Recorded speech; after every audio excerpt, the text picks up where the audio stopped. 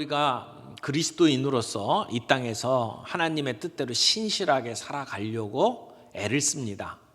그런데 문제는 우리가 그렇게 신실하게 살아간다고 하나님께서 당장 우리의 삶 속에 그 신실함에 대해서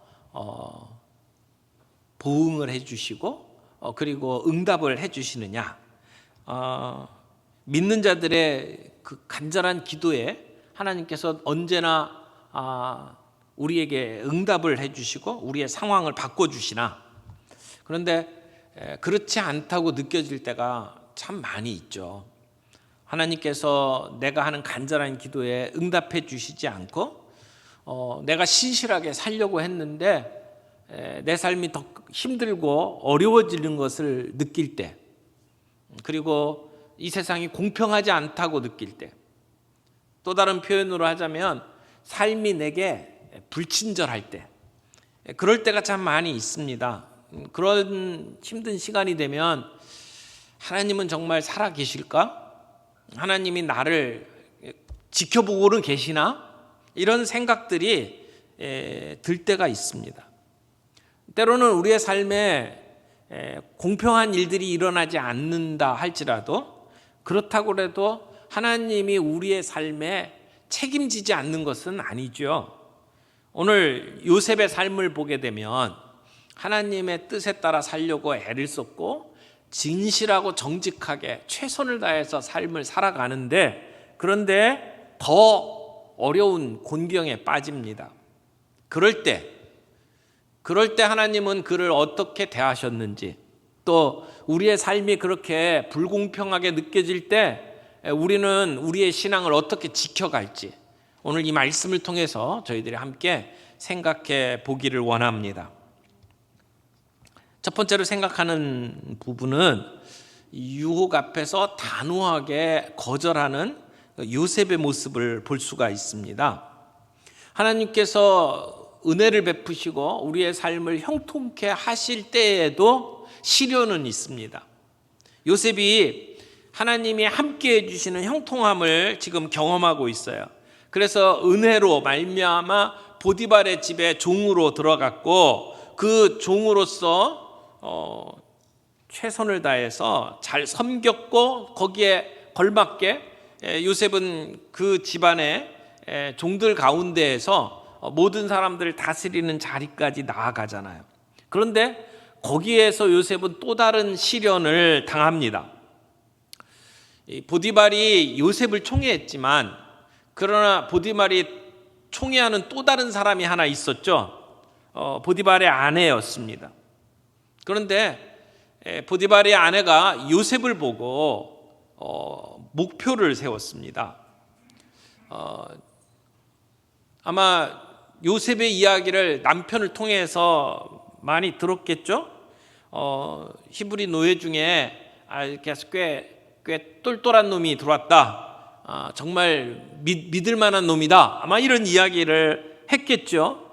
이 사람처럼 충실한 노예를 내가 본 적이 없다. 그래서 나는 그 요셉에게 내 모든 재산과 창고를 다 맡겼다. 이런 이야기를 남편에게 들었을 겁니다. 그런데 뿐만 아니라 요셉은 용모가 빼어나고 아름다웠다라고 성경이 이야기를 합니다. 오늘 우리가 7절부터 읽었는데 6절 끝에 보니까 사실은 이 이어지는 이야기에 문제가 되는 부분이 6절 끝에 나타납니다. 요셉은 용모가 빼어나고 아름다웠더라. 요셉은 라헬의 아들이었습니다. 라헬은 굉장히 매력적인 여인이었던 것 같아요. 그래서 야곱이 한눈에 이렇게 푹 빠져버렸죠. 라헬의 아들로서 이 요셉은 매력적인 용모를 가졌어요. 게다가 젊습니다. 그리고 유능합니다.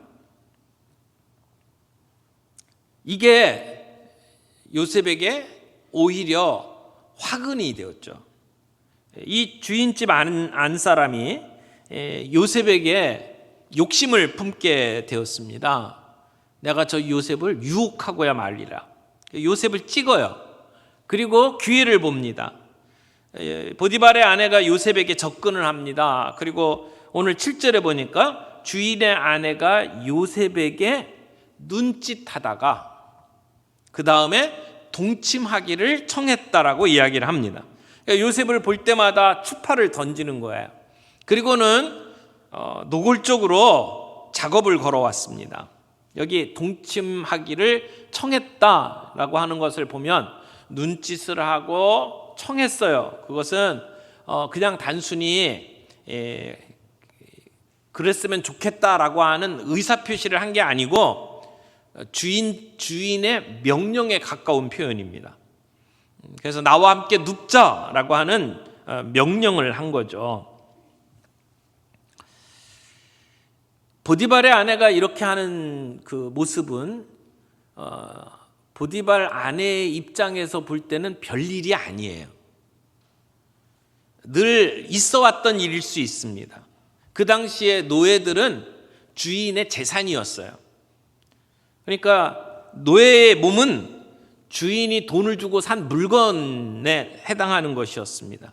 이집트의 문화 가운데에서는 이 귀족의 그 사모님들이 잘생긴 노예를 데리고 노는 것은 그렇게 큰 문제가 되지 않았습니다. 이것이 애굽이라고 하는 제국의 막 이렇게 사람들에게 늘 만연해 있는 가치였습니다. 그래서 사람을 사고 파는 게 너무나도 자연스러웠던 애굽에서 권력을 갖고 있는 주인이 아래 것들을 자기 마음대로 부리는 것에 대해서는 누구도 말을 할 수가 없었어요.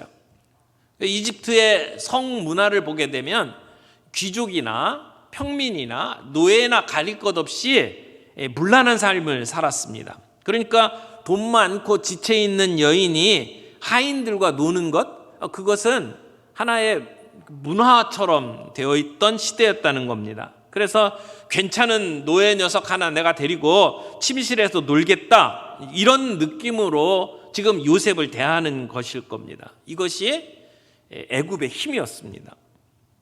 그러니까 보디발의 아내에게 있어서는 죄의식이 없었을 겁니다. 별로 큰 문제가 아니었어요. 그러나 요셉의 입장에서는 이것은 큰 문제였습니다. 그래서 요셉이 어떻게 반응을 합니까? 8절부터 9절을 봅니다. 요셉이 거절을 했어요.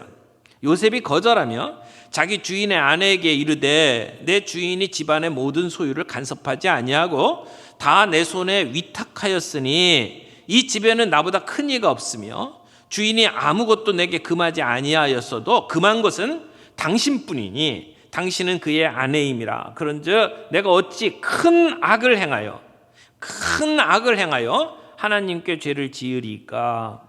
이것을 보면 요셉은 굉장히 단호하게 그 안주인의 요구를 거절합니다. 젊은 청년으로서 지금 노예로 끌려왔잖아요. 그래서 지금 살아가고 있는 이 삶은 어떻게 보면 힘들고 비참한 삶이었을 거예요. 그런데 주인의 아내가 자기를 유혹합니다. 그것을 거절하는 것이 쉬운 일은 아니었을 거예요. 이 일로 말미암아 어떤 일이 벌어질지를 몰라요.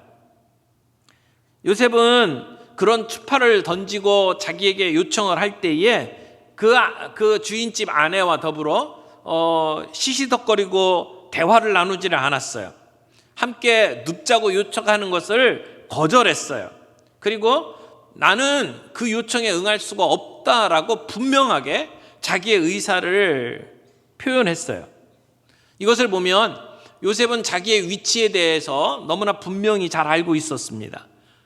주인의 은혜를 받은 사람 입장에서, 주인 아래에 있는 종의 입장에서 주인이 두터운 신임을 해주었어요. 그래서 주인의 은혜를 누리고 있는 사람이죠. 그런데 그 주인이 단 하나 허락하지 않은 것이 있죠. 주인의 아내였습니다. 그래서 함부로 할 수가 없었습니다. 그러면서 요셉은 내가 이 큰 죄를 지을 수가 없다.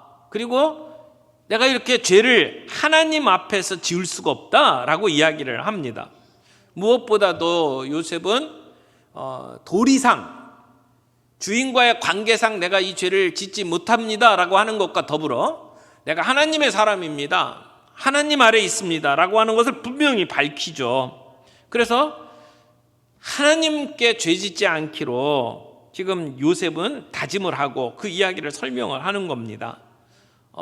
안 된다고 이야기할 때 주인집 아내에게 눈을 부라리면서 싸우는 것처럼 이야기할 수는 없었을 거예요. 그러나 자기의 진심을 분명히 밝히는 거죠. 아마 그가 이렇게 거절할 수 있었던 것은 내가 하나님께 어떤 부름받은 사람인지를 알고 있었고 내가 무엇을 해야 될지 자기의 임무를 알고 있었던 사람이기 때문에 가능했다고 생각을 합니다. 그래서 동침을 하지 않을 뿐만 아니라 함께 있기도 거절을 했습니다.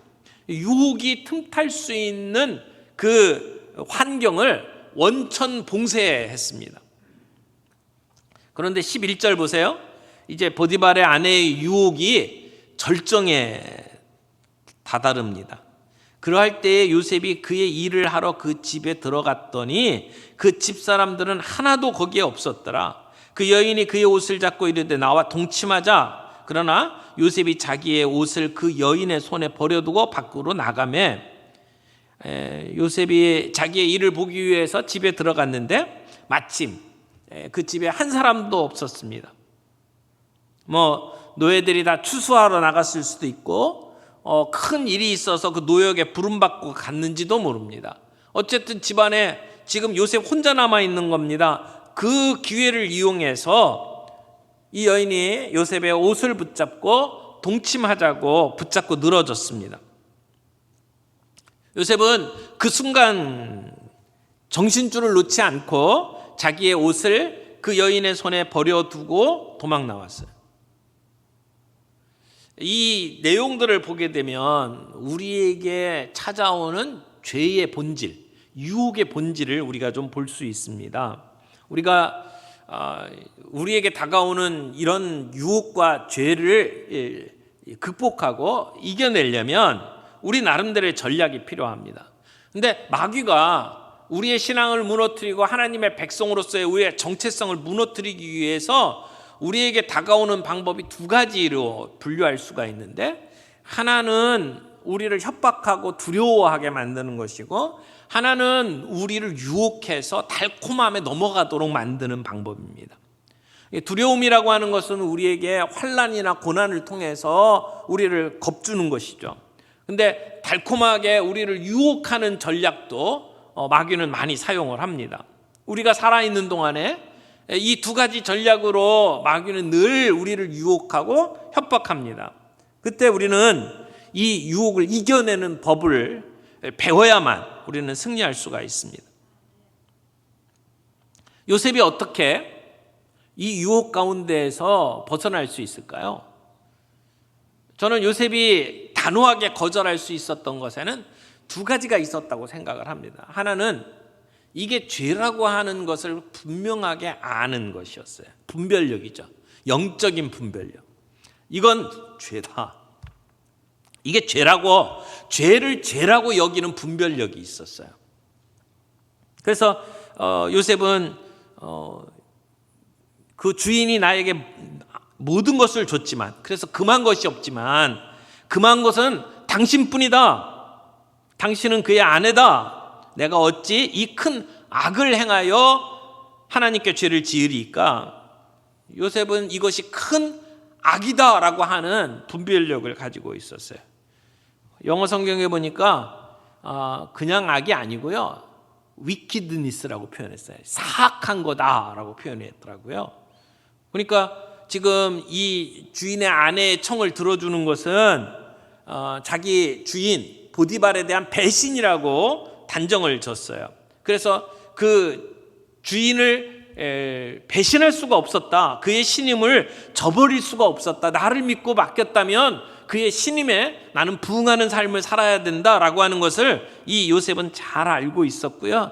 그리고 지금 이 요청에 굴복하는 것은 정말 사악한 것이다 라고 하는 분명한 판단력을 가지고 있었어요.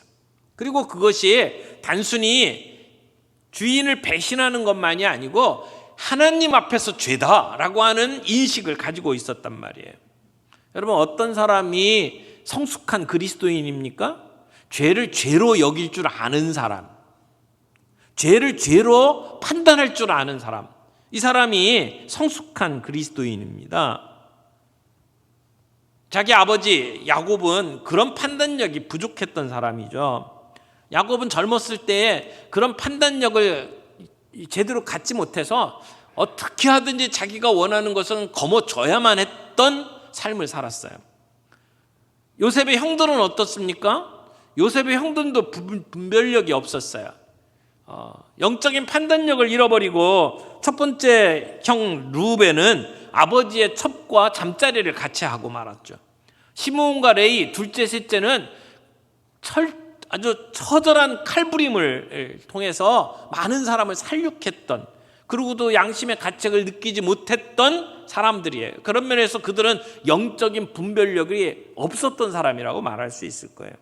그런데 요셉은 지금 이게 악입니다, 이건 정말 하나님 앞에서 사악한 짓입니다 라고 하는 분명한 분별력을 가지고 있었어요.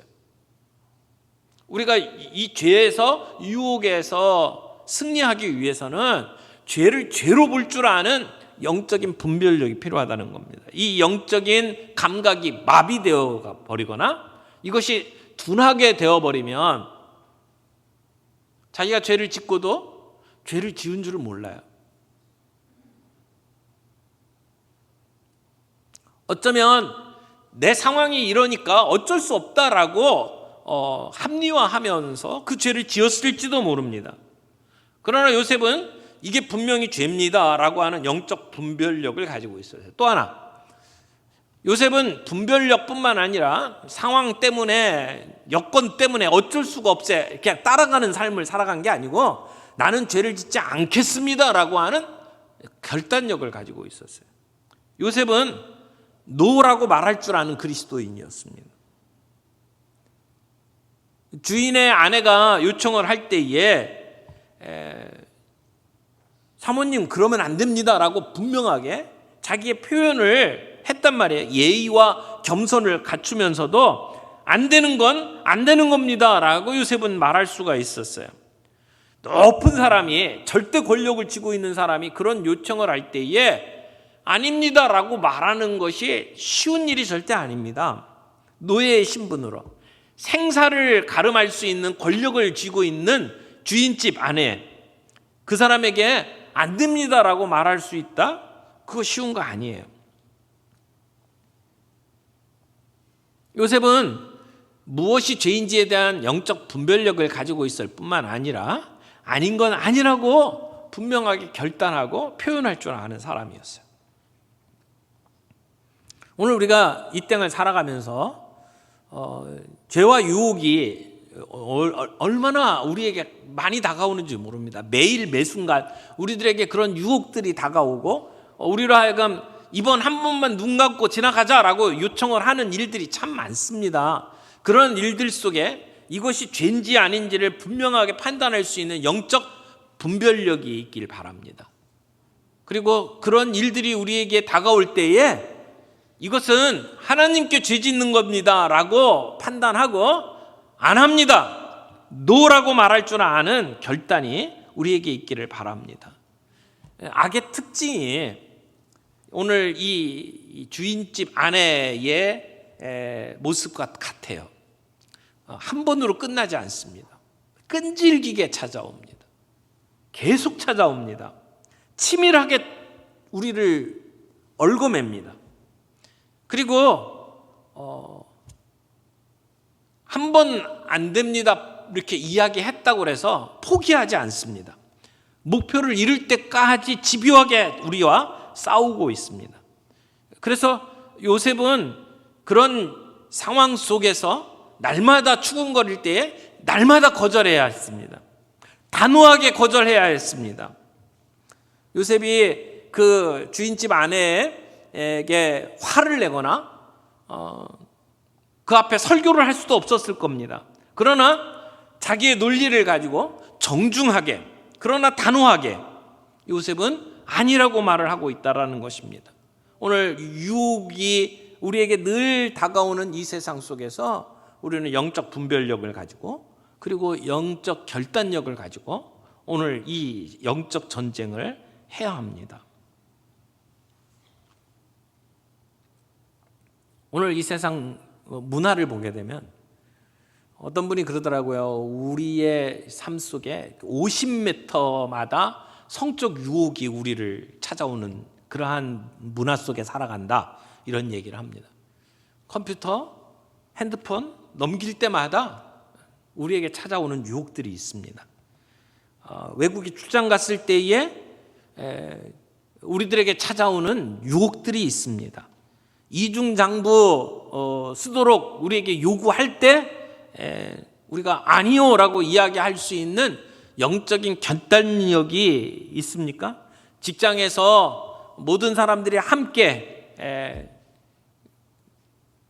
술자리에 들고 그리고 2차, 3차 넘어가는 그런 순간에도 내가 나의 정체성을 지키면서 아니라고 말할 수 있는 그러한 결단력이 있습니까?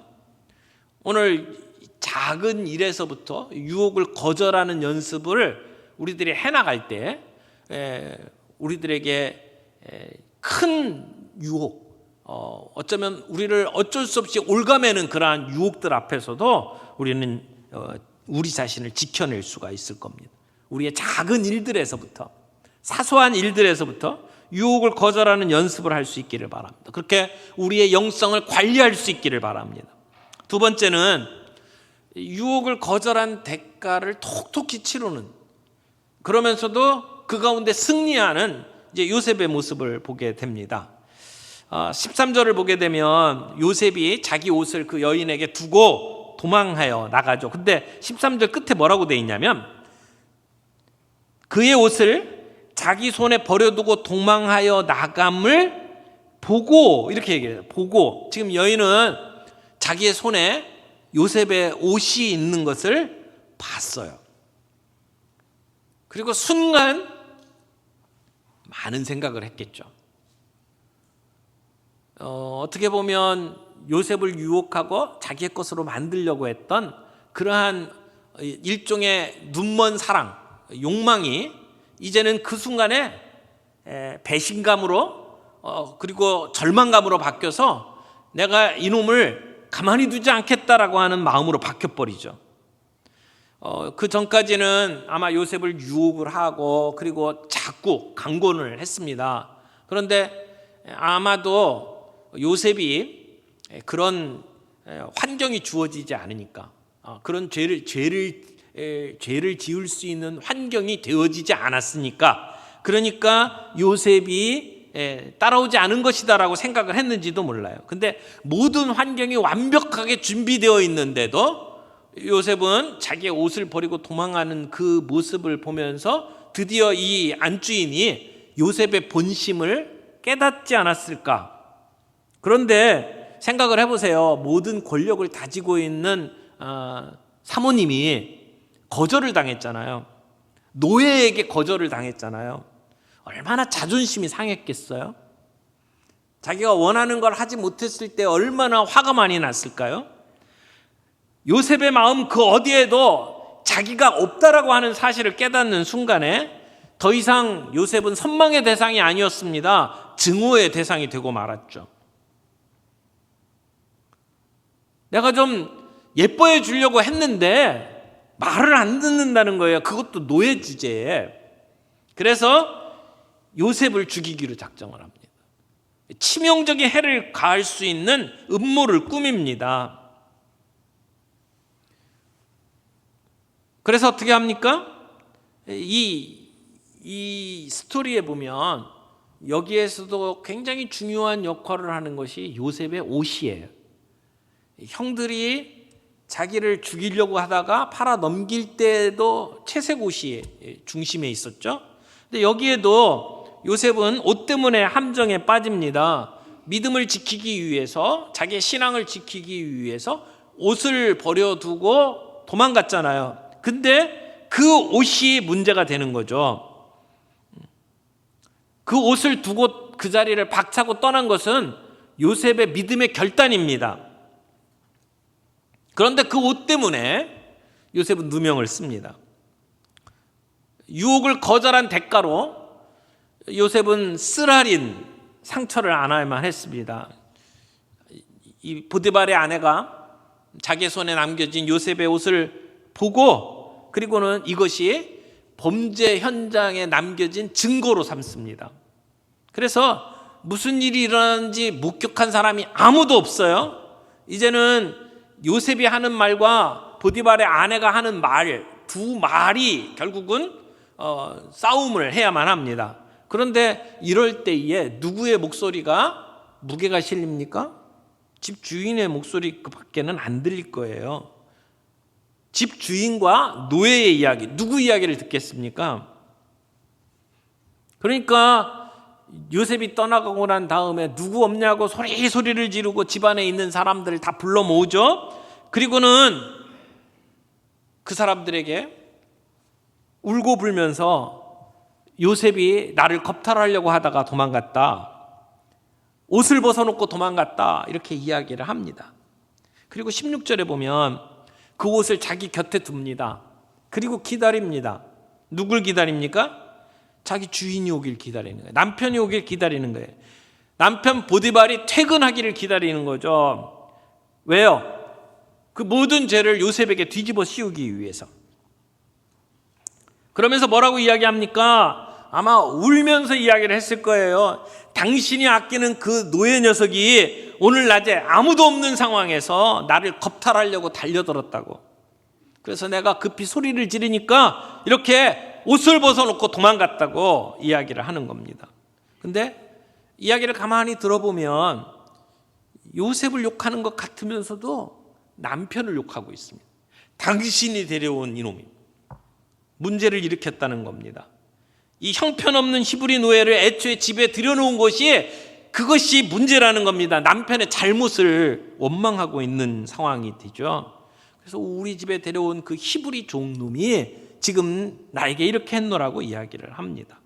그래서 요셉을 성폭행으로 고소를 하는 거죠. 여러분, 요셉은 믿음을 지키기 위해서 신실하게 살았습니다. 근데 신실하게 살아간 그 삶의 보상이 지금 이런 것이 되어버리고 말았어요. 자기가 영적으로 자기의 정체성을 지키고 신실하게 살아가려고 하는 것으로 인해서 그는 모함을 받고 그리고 고통을 당합니다. 강간 미수범, 노예 신분으로 주인 마님을 겁탈하려고 했던 그 죄를 뒤집어 쓰게 된 거죠. 그래서 그 집안에서 모든 일을 다 관리했던 잘 나가던 요셉이 이제는 모든 경력이 끝났습니다. 자, 이 이야기를 듣고 있던 보디발이 19절에 보니까 화를 내요. 여러분, 19절에 보디발이 화를 내는데요. 저는 본문을 이렇게 보면서 화를 내긴 내는데 이게 요셉에게 화를 낸 건지 아내에게 화를 낸 건지가 명확하지 않아요. 요셉에게 화를 낸 걸까요? 아니면 지금 이 상황을 꾸미고 있는 아내에게 화가 난 것일까요? 본문에서는 정확하게 어떤 것인지가 이렇게 분명하게 나오지 않지만 보디발이 요셉을 처리한 것을 보게 되면 보디발은 요셉에게 화난 것이 아니었어요. 만약 요셉에게 화가 났다면, 그래서 아내의 말을 있는 그대로 믿었다면 보디발은 요셉을 죽였을 겁니다. 생사를 가름할 수 있는 일이에요. 그런데 요셉을 죽이지 않고 투옥을 시킵니다. 요셉의 말과 자기 아내의 말 가운데 누구의 말을 듣겠습니까? 아니, 말을 듣고 옳고 그름을 다 판단하더라도 지금 이 상황에서 아내를 버리겠습니까? 요셉을 버리겠습니까? 지금 남편으로서 이 보디발이 할 수 있는 일이 별로 없어요. 그러니까 보디발은 아내의 말을 믿지 않은 것이 분명합니다. 왜냐하면 요셉을 죽이지 않았잖아요. 그리고는 요셉을 투옥을 시키는데 그냥 잡범들이 있는 그 감옥에 넣은 게 아니고요. 바로의 왕궁 안에 정치범들이 수용되는 감옥에 가둡니다. 사형감인 그 요셉을 죽이지를 않고 그리고 정치범들이 수용되는 감옥에 가뒀다는 것은 보디발이 요셉을 지키고 싶었다라고 생각을 할 수 있습니다. 어떻게 보면 지금 보디발이 요셉을 감옥에 넣은 것은 주인집 그 보디발의 아내가 진 거예요. 이긴 것 같은데 진 거예요.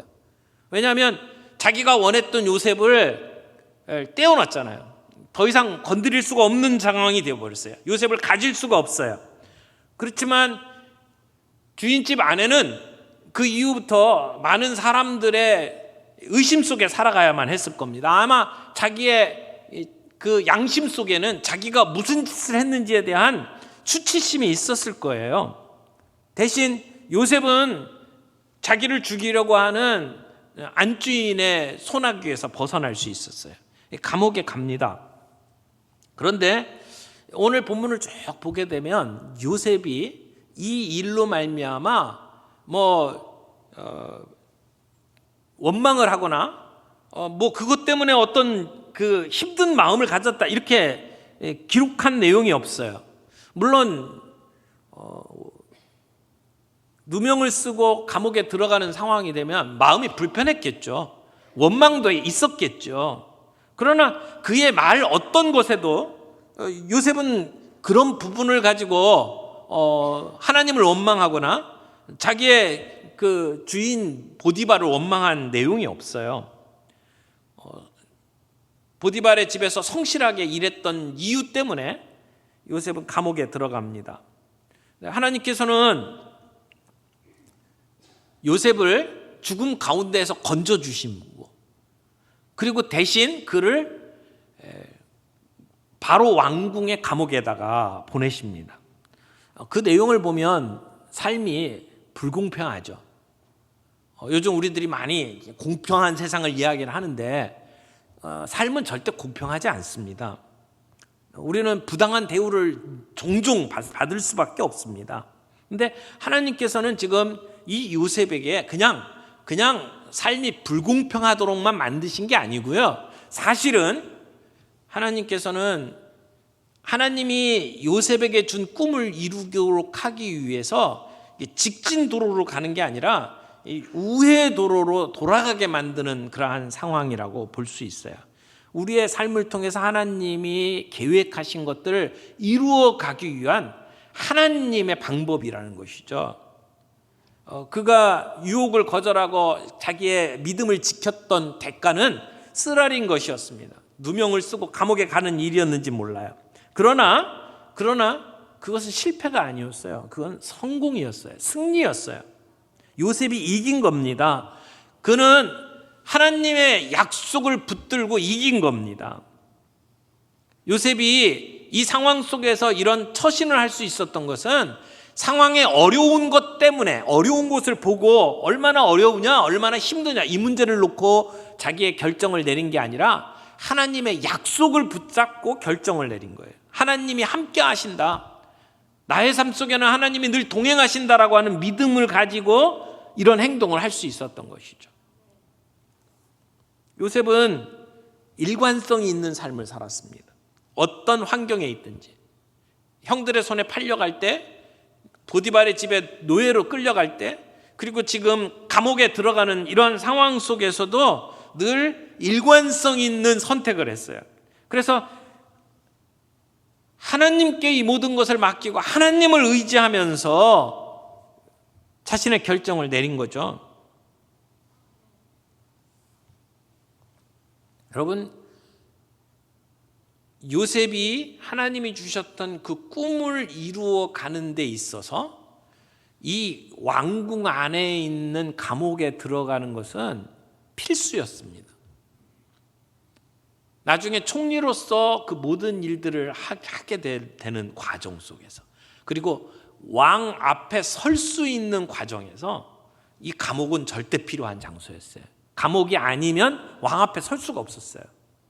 그래서 감옥에 가는 것이 지금은 불행한 것처럼 보이고 요셉의 삶에 큰 시련인 것처럼 보이지만 그것은 하나님의 뜻을 이루어가는 우회로였다. 우리 그렇게 얘기를 하는 겁니다. 그래서 어떻게 보면 보디발의 집에서 승승장구하는 것을 포기하고 그리고 부당하게 자기의 자리에 쫓겨나고 면직당하고 그리고 모함당하고 그리고 사람들의 입에 더러운 강간 미수범이라고 하는 죄를 뒤집어 쓰고 그리고 감옥에 갇히는 수모를 당하는 것 같지만 그러나 그것이 잠시 후에는 자기를 가둔 그 애굽을 살리는 일을 하게 됩니다. 그것이 바로왕 앞에 서게 만드는 길이 된 것이죠. 그래서 이 이야기에 이런 선한 삶을 살려고 애쓰다가 감옥에 들어갔다라고 하는 것 때문에 슬퍼할 문제가 아니고 이러한 상황 속에서도 하나님을 의지하며 하나님과 동행했던 그 요셉이 결국은 하나님의 손에 준비되어 가고 있다. 그 꿈을 이루어 가기 위해서 지금 감옥에서 훈련을 받고 있는 시간이다. 우리는 그 모습을 볼 필요가 있다라는 거예요. 그래서 하나님과 어떤 상황에서든지 지속적으로 동행하는 삶을 살게 될 때에 결국 그것을 통해서 힘들고 어려운 일이지만 그것이 선을 이루는 방법이 될 수 있다라고 하는 것. 우리의 인간의 악함을 하나님께서는 선으로 바꿔주시는 모습을 오늘 우리 이 모습에서 보게 된다는 것입니다. 세 번째 살펴볼 것은 요셉이 감옥 생활을 어떻게 했는지를 보는 거죠. 슬기로운 감방 생활 이렇게 말할 수 있을 것 같아요. 지금 보디발하고 있었던 일에 똑같은 모습이 감옥에 일어납니다. 보디발의 집에 노예로 끌려갔는데 거기서 하나님이 형통케 하셨고 그래서 보디발은 요셉을 보면서 요셉과 함께하는 하나님을 봤잖아요. 감옥에 들어갔어요. 간수장이 요셉을 보면서 요셉이 형통한 삶을 살고 그리고 요셉과 함께하는 하나님을 볼 수 있었던 거죠. 요셉은 하나님과의 관계에서 성공한 사람이었어요. 그래서 하나님은 21절에 보니까 요셉과 함께 하시고 그에게 뭐를 더하셨다고 그랬어요?